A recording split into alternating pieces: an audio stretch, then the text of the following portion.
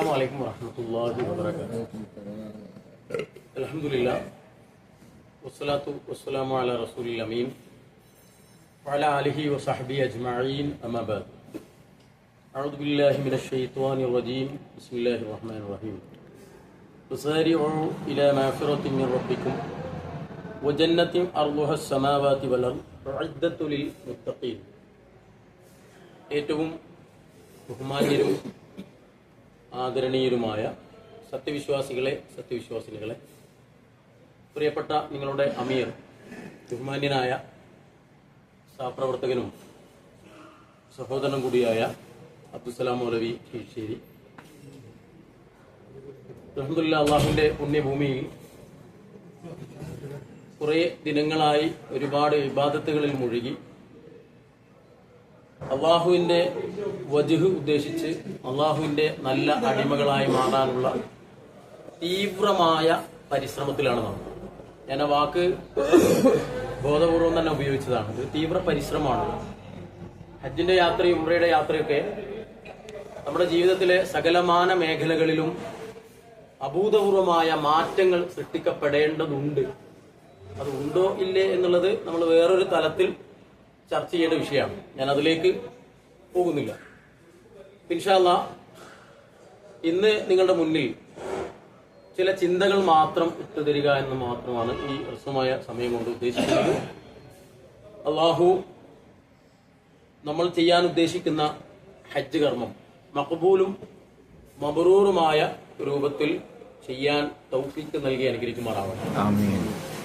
നമ്മെ സംബന്ധിച്ചിടത്തോളം നമ്മുടെയൊക്കെ ലക്ഷ്യം, ഹജ്ജിന് വരുമ്പോൾ നമ്മുടെ ലക്ഷ്യം എന്ന് പറഞ്ഞാൽ ഹജ്ജ് കൊണ്ട് എന്താണോ കിട്ടുന്നത് അത് കിട്ടാനുള്ള ഒരു പരിശ്രമമാണ്.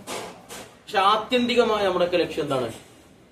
അള്ളാഹുവിന്റെ സ്വർഗം നേടിയെടുക്കുക എന്നാണ്. അതിൽ ഒരു തരത്തിലുള്ള ഒരു വിട്ടുവീഴ്ചയ്ക്കോ നമ്മൾ തയ്യാറല്ല.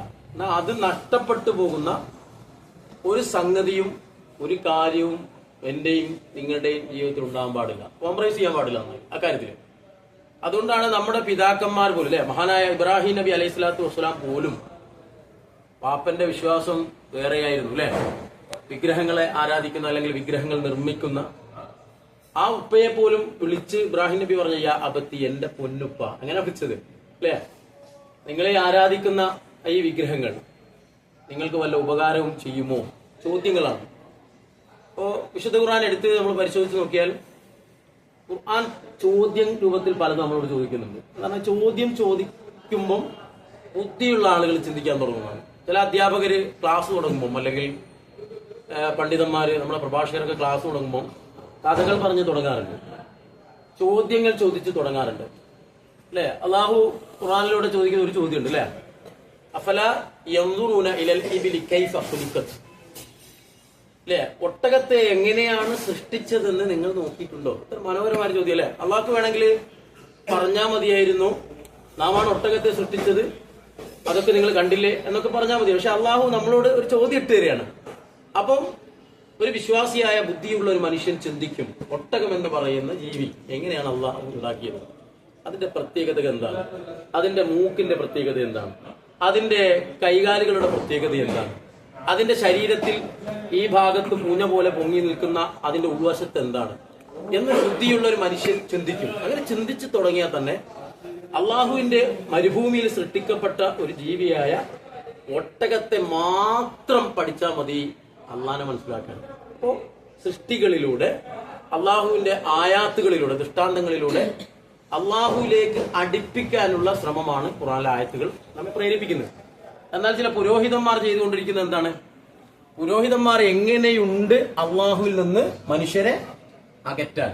കാരണം അള്ളാഹുവിൽ നിന്നൊരു മനുഷ്യൻ അകന്നു കഴിഞ്ഞാൽ ഉണ്ടാവുന്നത് ആകാശത്തു നിന്ന് വീണവനെ പോലെയാണ്. ബാക്കി ഞാൻ പറയണ്ടല്ലോ. അതെവിടെയാണ് ചെന്ന് പതിക്കുക, എവിടെയാണ് അത് പോവുക, എന്തെല്ലാം നാശനഷ്ടങ്ങളാണ് അതിലുണ്ടാവുക എന്ന് പറയാൻ കഴിയില്ല. അപ്പൊ നമ്മെ സംബന്ധിച്ചിടത്തോളം നമ്മുടെ ആത്യന്തികമായ ലക്ഷ്യം അത് സ്വർഗത്തിൽ പ്രവേശിക്കുക എന്നുള്ളതാണ്. നമ്മൾ നേടിയെടുക്കുന്ന സ്വർഗത്തെ കുറിച്ച് അള്ളാഹുവിന്റെ റസൂൽ സല്ലല്ലാഹു അലൈഹി വസല്ലം പറഞ്ഞ കാര്യം എന്താണ്? റസൂലുള്ളാഹി സ്വല്ലല്ലാഹു അലൈഹി വസല്ലം പറഞ്ഞത് മൗളിഉ സൗത്തിൻ ഫിൽ ജന്ന, മൗളിഉ സൗത്തിൻ ഫിൽ ജന്ന ഖൈറൻ മിനദ് ദുനിയ വമാ ഫീഹ. അതാണ് പ്രവാചകന്റെ നാം പോകാനുള്ള സ്വർഗത്തെക്കുറിച്ച് അള്ളാഹുവിന്റെ റസൂൽ സല്ലല്ലാഹു അലൈഹി വസല്ലം പറഞ്ഞത്. എന്താണ്? സ്വർഗത്തിൽ ഒരു ചാട്ടവാറ വെക്കാനുള്ള ഇടം ലഭിക്കുന്നതാണ് ഈ ദുനിയാവ് മുഴുവൻ ഒരു മനുഷ്യന് ലഭിക്കുന്നതിനേക്കാൾ ഉത്തമം. നമ്മൾ താമസിക്കുന്ന അല്ലെങ്കിൽ നമ്മൾ ജനിച്ചു വീണ പഞ്ചായത്തിൽ നമ്മൾ മുഴുവൻ യാത്ര ചെയ്തിട്ടുണ്ടോ? ഉണ്ടോ എന്ന് നമ്മൾ നമ്മളോട് തന്നെ ചോദിച്ചാൽ നമുക്കറിയാത്ത ഒരുപാട് ഊടുവഴികൾ നമ്മൾ ജനിച്ചു വീണ നാടുകളിലുണ്ട്, സ്ഥലങ്ങളിലുണ്ട്. എന്ന് പറഞ്ഞാൽ ഒരു പഞ്ചായത്ത് എന്ന് പറഞ്ഞാൽ നമ്മുടെ ഇന്ത്യ മഹാരാജ്യത്തെ ഏറ്റവും ചെറിയൊരു സംവിധാനമാണ്. അതിന്റെ മുകളിലാണ് മറ്റു സംവിധാനങ്ങളൊക്കെ വരുന്നത്, ജില്ലയും സ്റ്റേറ്റൊക്കെ വരുന്നത്. ആ നാം ജനിച്ചു വീണ ചെറിയൊരു ഇടങ്ങളിൽ പോലും പൂർണ്ണമായി സഞ്ചരിക്കാൻ കഴിയാത്തവരോ ആ ഭാഗങ്ങൾ അറിയാത്തവരോടാണ് നാം. അപ്പോ ആ നമ്മളോടാണ് നബി സല്ലല്ലാഹു അലൈഹി വസല്ലം പറയുന്നത്, സ്വർഗത്തില് ഒരു ചാട്ടവാറ വെക്കാനുള്ള ഇടം ലഭിക്കുന്നതാണ് ഈ ദുനിയാവിൽ ഈ ഭൂമിയിലെ മുഴുവൻ വസ്തുക്കളും അല്ലെങ്കിൽ ഭൂമി മുഴുവൻ ലഭിക്കുന്നതിനേക്കാൾ ഉത്തമമെന്ന് നബിയുനാ റസൂലുള്ളാഹി.